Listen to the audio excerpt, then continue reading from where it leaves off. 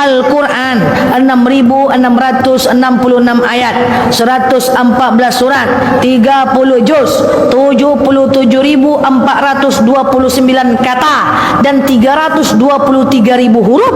Itu turun berangsur-angsur 23 tahun lamanya. 13 tahun di Mekah namanya surat Makkiyah, 10 tahun di Madinah namanya surat Madaniyah. Turunnya pelan-pelan, ngangsur, nyicil, dan turunnya Al-Quran itu tidak mudah bagi Rasulullah, karena setiap ayat yang turun itu Rasulullah terkejut-kejut.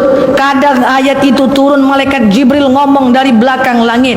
Kadang-kadang suara gerincingan lonceng pekak ke telinganya. Kadang-kadang turun dari kadang-kadang melalui suara burung yang sangat pekak. Kadang-kadang turun dengan cara yang bermacam-macam. Kasihan kita nengok Rasulullah, terkejut-kejut dia setiap wahyu datang, terkejut-kejut. Kasihan kita nengok Rasulullah, susah menerima wahyu itu, Bu. Susah, karena wahyu itu turun tidak sedang senang-senang, terkejut-kejut. Saya sudah pernah cerita kepada ibu-ibu, ada wahyu yang datang saat sedang sholat. Bayangkan, saat sholat wahyu datang. Saya teringat sebuah kisah yang saya paling takjub di antara semua kitab yang saya baca. Itu adalah turunnya perpindahan. Kalau ibu pergi ke Mekah, Madinah, ibu akan ketemu dengan Masjid Qiblatain. Pernah dengar Masjid Qiblatain? Itu masjid dua kiblat, Bu. Ya, Rasulullah sholat asar, Bu. Dulu kan sholat asar kita ke Aqsa. Dulu kan kiblat kita ke Palestina kan, Bu, ke Masjid Aqsa, ya kan. Sekarang kan udah ke Mekah, ya kan. Dulu Rasulullah sholat asar menghadap ke Aqsa, Bu. Baru 2 rakaat Rasulullah sholat, Bu. Baru 2 rakaat, Bu. Langsung sedang sholat tuh turun wahyu, Bu. Qad nara taqalluba wajhika fis sama falanuwalliyannaka qiblatan tardaha fawalli wajhaka syatral masjidil haram. Hadapkan mukamu ke Masjidil Haram. Bayangkan, Bu, lagi sholat, fawalli wajhaka syatral masjidil haram. Hadapkan mukamu ke Masjidil Haram. Bayangkan galaunya Rasulullah. Benar enggak nih? Benar enggak nih? Ibu, jangankan wahyu turun lagi sholat, paket datang aja pening kepala ibu.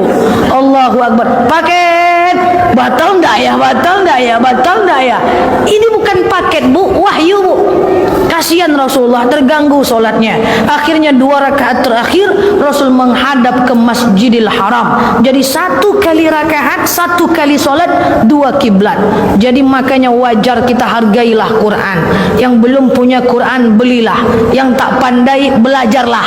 Yang udah pandai, bacalah. Kan gitu kan? Makanya letakkan Quran yang dekat dengan kita. Ini Quran letak di atas lemari. Pas mau mengambilnya, ambillah kursi dulu. Pas mau manjat, terjelungkang, tak jadi baca Quran. Dekatkan, pasti ya, insyaallah, insyaallah. Ala bizikrillahi tatma'innul qulub. Dengan zikir, baca Quran, hati menjadi tenang. Dan Al-Quran bukan bahasa orang Arab. Al-Quran memang berbahasa Arab, tapi bahasa Arab Quran beda dengan bahasa Arabnya orang Arab. Kalaulah bahasa Arab Quran sama dengan bahasa orang Arabnya Arab, pasti orang Arab gampang ngafal Quran. Pada faktanya orang Arab payah ngafal Quran. Bahasa Arab Quran bukan bahasa Arabnya orang Arab. Andaikan bahasa Arab Quran adalah bahasa Arabnya orang Arab, pasti orang Arab itu lebih ahli tafsir dibanding orang Asia. Kenyataannya tidak. Lomba tahfiz Quran banyak menang orang non-Arab. Bukti bahwa Al-Quran bukan bahasa Arabnya orang Arab. Rasul orang Arab, waktu ditanya, waktu disampaikan, Iqra bismi rabbikal ladzi khalaq, apa kata Rasul? Ma ana biqari. Aku baca apa? Apa yang harus aku baca? Iqra bismi rabbikal ladzi khalaq. Ma ana biqari. Aku tak pandai baca.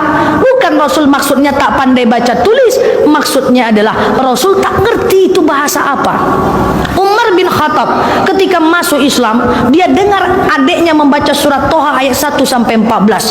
Tercengang dia, enggak tahu dia maksudnya apa. Makanya dibilang tukang sihir, karena kata-kata wahyu itu tidak sama dengan kata-kata manusia.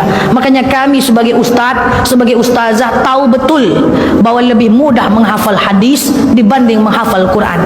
Karena hadis lebih mudah.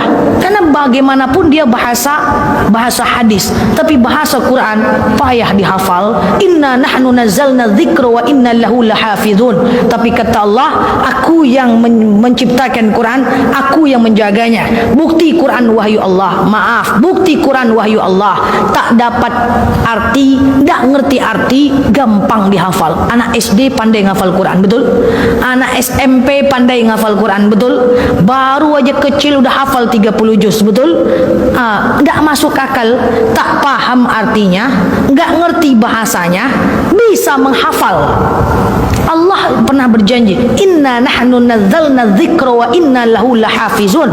Kami menciptakan Quran, kami menjaganya. Di mana Quran dijaga? Di otak para hufaz, para orang-orang, para penghafalnya.